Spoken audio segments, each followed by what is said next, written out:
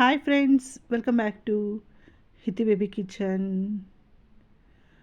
ఈరోజు మన ఛానల్లో ఇక్కడ నేను చూపిస్తున్న రెసిపీ వచ్చేసి సెలబిండి అండి.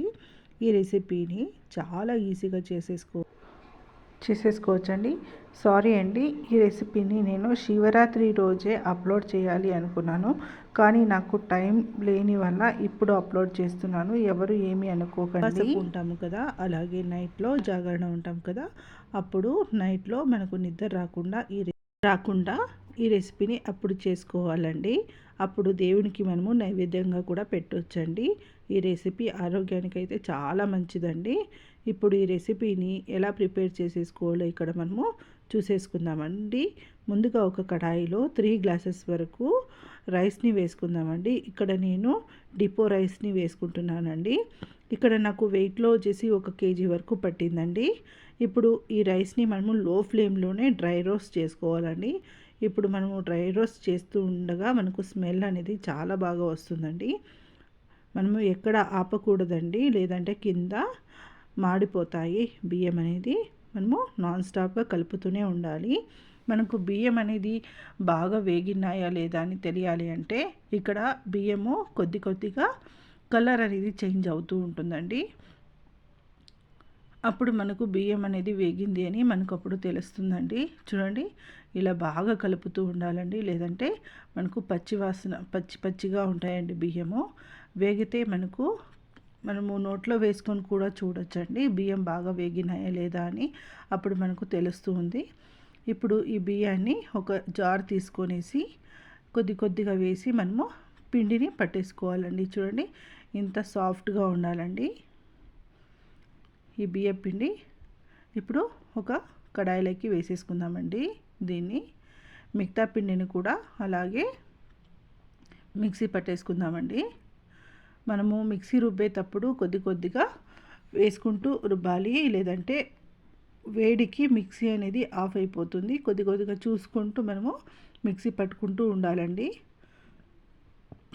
ఇప్పుడంతా మొత్తం అన్నీ చూడండి, బియ్యం అంతా పిండి పట్టేసిన తర్వాత ఇక్కడ మరియు ఇంకొకసారి కడాయి పెట్టుకొని 1 కప్పు వరకు పల్లీలు తీసుకున్నానండి. ఈ పల్లీలు కూడా మనము మీడియం ఫ్లేమ్లోనే ఫ్రై చేసుకోవాలండి, లేదంటే మనకు మాడిపోతుంది, లేదంటే లోపలంతా పచ్చిగా ఉంటుందండి. మనకు పల్లీలు అనేది బాగా వేగాలండి, అప్పుడే మనకు టేస్ట్ అనేది చాలా బాగా ఉంటుందండి. ఇలా మీడియం ఫ్లేమ్లో పెట్టుకుంటూ ఇలా పల్లీలంతా వేగిన తర్వాత ఒక ప్లేట్లోకి మనము తీసేసుకుందామండి. ఈ పల్లీలు బాగా చల్లారాలండి, ఇలా చల్లారడానికి పెట్టేసుకుందాము. తర్వాత అదే కడాయిలో నేను ఇక్కడ నల్ల నువ్వులు తీసుకున్నానండి, ఒక 1/2 కప్పు వరకు. వీటిని కూడా మీడియం ఫ్లేమ్లోనే వేయించుకోవాలండి. ఇవి నల్ల నువ్వులు వేగినాయా లేదా అని మనకు తెలియాలంటే అవి వేగుతూ ఉండగా మనకు చిటపట అని పైకి ఎగురుతూ ఉంటాయండి. చూడండి, ఇక్కడ మీకు కనిపిస్తూ ఉంటుంది. ఇక్కడ చూడండి, ఇలా ఎగురుతూ ఉంటాయి. అప్పుడు మనకు నల్ల నువ్వులు అనేది బాగా వేగినాయని అర్థం అండి. వీటిని కూడా సపరేట్గా తీసేసుకొని ఇప్పుడు సేమ్ మనము నల్ల నువ్వులు ఏ క్వాంటిటీలో తీసుకున్నామో అదే క్వాంటిటీలో తెల్ల నువ్వులు కూడా తీసుకుందామండి. వీటిని కూడా బాగా వేయించుకుందాము. ఇలా నువ్వులంతా బాగా వేగిన తర్వాత చూడండి, బాగా వేగుతూ ఉన్నాయి. ఇలా ఇవన్నీ వేగిన తర్వాత ఒక కడాయికి ఇక్కడ మనము ఫస్ట్ 3 కప్పుల బియ్యం తీసుకున్నాను కదా, అదే క్వాంటిటీలో 3 కప్పుల బెల్లాన్ని తీసుకున్నాను. అలాగే 1 కప్పు వరకు వాటర్ని యాడ్ చేస్తున్నానండి. ఇక్కడ నేను బెల్లం అనేది తాటి బెల్లం తీసుకున్నానండి, పౌడర్ని. ఈ బెల్లం వేయడంతో మనకు టేస్ట్ అనేది బాగుంటుంది, ఆరోగ్యానికి కూడా చాలా మంచిదండి. ఈ బెల్లాన్ని బాగా కరిగించేసుకుందాము. చూడండి, ఇలా బెల్లం మొత్తం కరుగుతూ ఉండాలి. అలాగే మనకు కొద్దిగా తీగ పాకం అనేది రావాలి. ఇది పాకం రావడానికి కొద్దిగా సమయం అనేది పడుతుందండి. చూడండి, మనకు ఇలా కలుపుతూ ఉండాలండి, లేదంటే కింద అనేది తలం పట్టేస్తుంది. ఇప్పుడు ఆ పాకాన్ని సపరేట్గా పెట్టేసుకొని ఇలా పల్లీలంతా మనము పొట్టు వదిలేసుకుందామండి.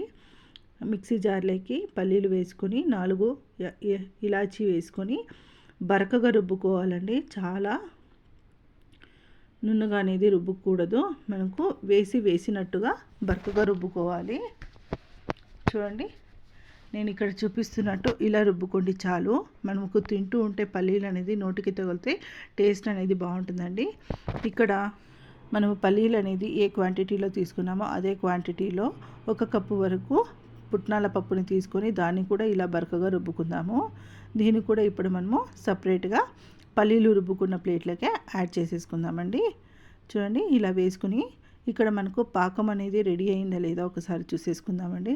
చూడండి పాకం బాగా రెడీ అయింది. ఇలా ముట్టుకుంటే మనకు తీగ పాకం వస్తే చాలండి. ఇప్పుడు పాకం రెడీ అయిపోయింది. ఇప్పుడు మనము చూడండి అప్పుడే రుబ్బుకున్న బియ్య పిండిలోకి ఇప్పుడు రుబ్బుకున్న పల్లీలు అలాగే పుట్నాల పప్పుని యాడ్ చేసేసుకుందాము. అలాగే నువ్వులు కూడా యాడ్ చేసుకుందామండి. ఇలా మొత్తం అన్నీ వేసుకొని ఒకసారి అన్నీ మిక్స్ అయ్యేంత వరకు ఒకసారి బాగా కలపాలండి. ఈ ప్రాసెస్ అనేది కొద్దిగా లేట్ అవుతుందండి. ఓపికతో చేసుకుంటే టేస్ట్ అనేది చాలా బాగుంటుందండి. చూడండి ఇలా మనమంతా మొత్తం పల్లీలు నువ్వులు అంతా ఒకసారి బాగా కలుపుకోవాలి. కింద నుంచి పై వరకు ఇలా కలుపుకొని పెట్టుకోవాలి. ఇలా మొత్తం అంతా కలిస్తే మనకు బెల్లం పాకం వేసి ఉండలు కట్టడానికి ఈజీగా ఉంటుందండి. పాకం అనేది మనకు వేడిగానే ఉండాలండి. చల్లబడితే మనకు ఉంట కట్టడానికి కొద్దిగా ఇబ్బంది అవుతుంది. ఇలా మనము పాకం వేసుకోవడానికి సెంటర్లో ఇలా గుంత మాదిరిగా తీసుకొని కొద్దిగా పాకాన్ని మనము గరిటెతో ఇలా వేసుకుందామండి. పాకం చాలా వేడిగా ఉంటుందండి. మనము ఉంట కట్టేటప్పుడు చెయ్యి కొద్దిగా కాలుతుందండి, చూసుకొని కట్టండి. ఇలా చూడండి పాకం నేను వేసినట్టు వేసేసి ఇలా కొద్దిగా దాన్ని కలుపుతూ మనము ఉంట కట్టుకోవాలండి. ఇక్కడ పాకం కొద్దిగా తగ్గిందండి.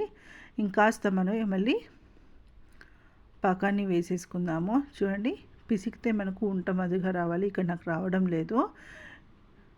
ఇప్పుడు ఇంకొంచెం పాకం వేసుకుందాము. ఇలా వేసుకొని మళ్ళీ ఇంకొకసారి సేమ్ మెథడ్లోనే ఉంట కట్టుకుందామండి. మెత్తగా బాగుంటాయండి తినడానికి. టేస్ట్ అనేది చాలా బాగుంటుంది. చూడండి నాకు ఆల్రెడీ నేను ఉంట కట్టుతూ ఉంటే నాకు చెయ్యి వేడిగా ఉందండి, కాలుతూ ఉంది. వేడిలో కడితే మనకు రౌండ్ షేప్ అనేది బాగా వస్తుంది. ఇలా మనము పిసికి బాగా ఉంట కట్టుకోవాలండి. చూడండి ఎంత బాగా రెడీ అయిందో. ఇంకొన్ని కూడా అలాగే చేయాలండి. చూడండి గట్టిగా మనము ప్రెస్ చేస్తే మనకు రౌండ్ షేప్ అనేది బాగా వస్తుంది. ఇంతే అండి, చాలా సింపుల్గా ఈజీగా దీన్ని చేసుకోవచ్చండి. మనకు శివరాత్రి రోజు నైట్లో జాగరణ ఉన్నప్పుడు ఇలా చేసుకుంటే మనకు టైం కూడా మనకు సమయం అనేది తెలియదు. ఇలా కట్టుకొని మనము పొద్దున్నే దేవునికి నైవేద్యంగా పెడితే మనము ఆ దేవుణ్ణి కోరిన కోరికలన్నీ తీరుస్తాడు అని మన పెద్దవాళ్ళ నమ్మకం అండి. చూడండి అన్నీ ఇలా వంటలు కట్టేసుకోవాలి. ఇలా మొత్తం అంతా కట్టేసుకుని మనకి ఎంత వీలైతే ఇలా అంత మళ్ళీ ఉండలు కట్టేసుకొని చూడండి ఇంత అండి. చాలా సింపుల్గా ఈజీగా బియ్య పిండితో ఇలా లడ్డూలు చేసేసుకోవచ్చండి. చూడండి ఎంత సాఫ్ట్గా ఉన్నాయో. ఇక్కడ నేను ఒకటి విరిచి చూపిస్తున్నాను చూడండి. లోపల సాఫ్ట్గా ఉంటాయి, తినడానికి కూడా టేస్ట్ చాలా బాగుంటుందండి. ఇంతే అండి, చాలా సింపుల్గా ఈజీగా బియ్యపు లడ్డూలు అనేది ప్రిపేర్ చేసేసుకోవచ్చు. ఈ వీడియో మీకు నచ్చినట్టయితే ప్లీజ్ ఒక లైక్ చేయండి, షేర్ చేయండి, అలాగే సబ్స్క్రైబ్ చేసుకోండి. మీరు కూడా ట్రై చేసి ఎలా వచ్చిందో అనేది కామెంట్స్లో మాత్రం వేయడం మర్చిపోకండి. Thank you for watching.